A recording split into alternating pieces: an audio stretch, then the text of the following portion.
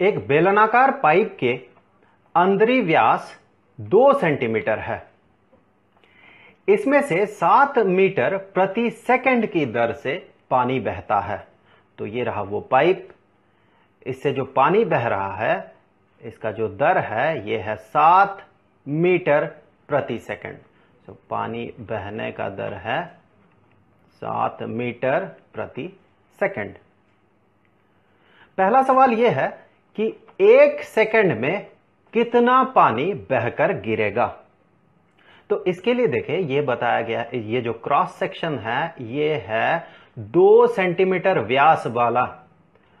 तो इसकी जो त्रिज्या है, ये त्रिज्या अगर ये r है तो r का मान है 1 सेंटीमीटर। अब देखिए पानी का जो बहाव है यह है 7 मीटर प्रति सेकंड। तो हम इस पॉइंट से यहां से 7 मीटर दूर एक पॉइंट मान लेते हैं ये। तो इन दोनों पॉइंट्स के बीच का जो डिस्टेंस है ये है 7 मीटर। अब यहां पर एक क्रॉस सेक्शनल एरिया कंसीडर करें। ये रहा वो क्रॉस सेक्शनल एरिया। अब देखिए अगर पानी का बहाव 7 मीटर प्रति सेकंड हो तो हर एक पानी का जो मॉलिक्यूल है वो 7 मीटर प्रति सेकंड के दर से बाईं ओर बह रहा है।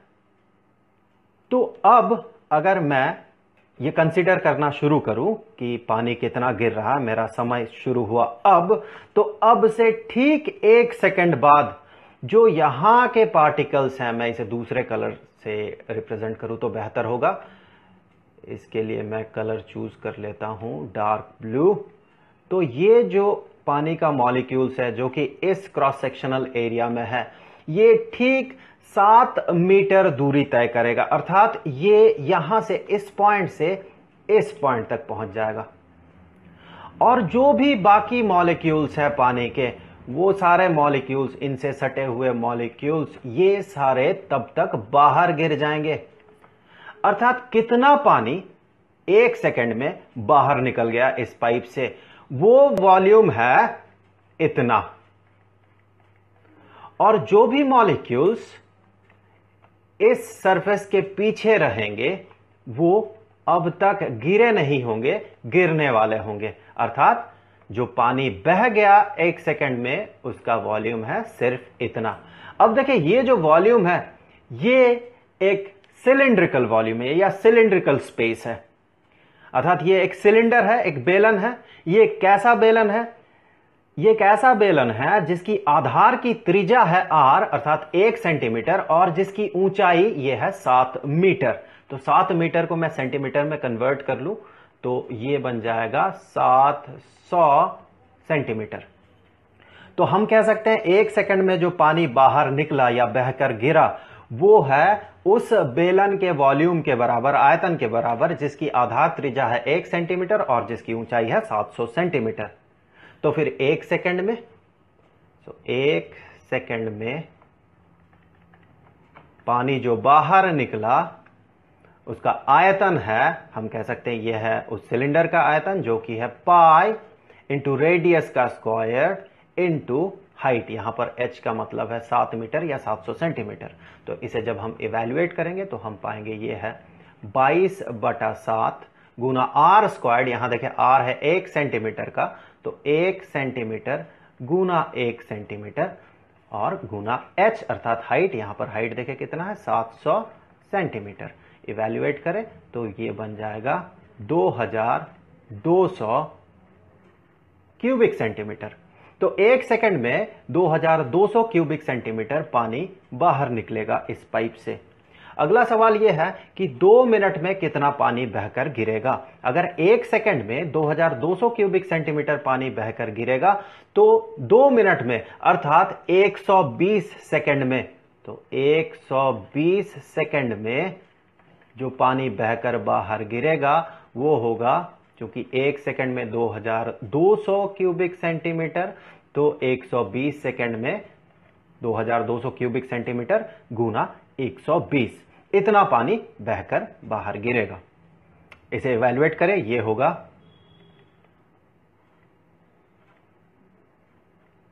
2,64,000 क्यूबिक सेंटीमीटर।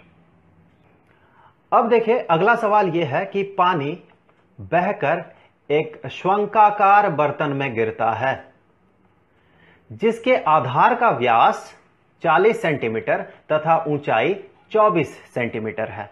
कितनी देर में यह बर्तन पानी से भर जाएगा? तो ये रहा वो शंक्वाकार बर्तन जिसकी त्रिज्या ये बताया गया है, ये है 20 सेंटीमीटर का, क्योंकि देखिए कहा गया व्यास 40 सेंटीमीटर का है तो त्रिज्या उसी का आधा। सो त्रिज्या मैं इसे r डैश मान रहा हूं, ये होगा 20 सेंटीमीटर का और इसकी ऊंचाई है 24 सेंटीमीटर। तो इस पॉइंट से अर्थात इस सर्कल के सेंटर से इसके टिप तक ये जो डिस्टेंस है ये है h डैश और ये है 24 सेंटीमीटर। हमें यह पता लगाना है कितनी देर में यह बर्तन पानी से भर जाएगा। अगर देखें 1 सेकंड में 2200 क्यूबिक सेंटीमीटर पानी बहकर गिरता है या पाई आर स्क्वायर्ड एच पानी बाहर निकलता है, तो इस वॉल्यूम को भरने में कितना समय लगेगा? तो इसका वॉल्यूम पहले पता लगा ले। तो इसका वॉल्यूम हम मान रहे हैं ये वॉल्यूम है V। अब देखें V होगा कितना? ये V ये होगा, हमें पता है शंकु का जो आयतन होता है ये होता है 1/3 गुना पाई गुना इसका रेडियस का स्क्वायर गुना इसका हाइट। तो ये बन जाएगा 1/3 गुना पाई गुना r डैश का स्क्वायर, r डैश है 20 सेंटीमीटर तो उसी का स्क्वायर गुना 20 सेंटीमीटर और हाइट इसका है 24 सेंटीमीटर। देखिए मैं इसे अगर इवैल्यूएट ना करूं, यहां से मैं इस डेटा को यूज करूं, तो हमें पाई को इवैल्यूएट नहीं करना होगा, पाई कैंसल आउट हो जाएगा। देखें फिर आगे बढ़ते हैं इससे। अगर पूरा वॉल्यूम इस शंकु का इतना हो और हम 1 सेकंड में कुछ इतना पानी भर रहे हो तो पूरा भरने में कितना समय लगेगा? तो कुल समय देखें, ये कुल समय होना चाहिए कि जो इस शंकु का कुल वॉल्यूम है, कुल आयतन है, बटा 1 सेकंड में कितना पानी इस शंकु में भर रहा है। तो कुल समय ये हो जाएगा 1/3 गुना पाई गुना 20 गुना 20 गुना 24 इतना सेंटीमीटर का क्यूब अर्थात क्यूबिक सेंटीमीटर बटा जो पानी भरने का जो दर है। तो ये था पाई अर्थात 22/7 गुना 1 गुना 1 गुना 700 क्यूबिक सेंटीमीटर। तो 22/7 की जगह मैं यहां पाई लिखूं तो पाई पाई कैंसल आउट होगा तो बेहतर दिखेगा। तो मैं यहां कहूंगा ये था पाई, इसे कैंसिल करें, पाई डिनोमिनेटर न्यूमरेटर से कैंसिल आउट और यहां से देखिए 3 गुना 8 बराबर 24 और ये 7 का 2 0 यहां से कैंसिल आउट और ये क्यूबिक सेंटीमीटर और क्यूबिक सेंटीमीटर कैंसिल आउट। अर्थात देखिए कितना समय लगा? समय लगा 2 गुना 2 गुना 8 बटा 7 सेकेंड। इवैल्यूएट करें तो ये बन जाएगा 24/7 सेकेंड। मिक्स्ड फ्रैक्शन में लिखे इसे तो ये बन जाएगा 3.3/7 सेकेंड। अर्थात इस शंकु को भरने में 3.3/7 सेकेंड समय लगेगा। मैं आपको यहां बता दूं कि जब इस तरह का सवाल रहता है कि एक बेलनाकार पाइप के अंदर ही व्यास इतना है और पानी का बहाव कुछ इतना है और ये जो दो पहले सवाल है ये अगर ना रहे, अर्थात 1 सेकंड में कितना पानी बहकर गिरेगा या 2 मिनट में कितना बहकर गिरेगा या 10 मिनट में कितना बहकर गिरेगा, अगर ऐसा सवाल ना हो तो आप इस डेटा को इवैल्यूएट ना करें। आप पूरी तरह से यह पता मत लगाइए कि 1 सेकंड में एग्जैक्टली कितना पानी बहकर बाहर निकल रहा। आप इस इक्वेशन में रुक जाएं, इस इक्वेशन में रुक जाएं। कब? जब आपका अल्टीमेट सवाल ये हो पानी बहकर एक शंक्वाकार बर्तन में या फिर बेलनाकार बर्तन में या फिर अर्धगोलाकार बर्तन में गिरे। क्योंकि देखिए उस समय आपको एक टर्म मिलेगा, चाहे वो शंकु हो या फिर बेलन हो या फिर गोला हो अर्धगोला हो, आपको एक टर्म मिलता है पाई। यहां आप पाई को इवैल्यूएट करेंगे फिर वहां भी पाई को इवैल्यूएट करेंगे। इससे बेहतर यही है कि इंटरमीडिएट डेटा में रुक जाए क्योंकि पाई और पाई कैंसल आउट होने वाले हैं।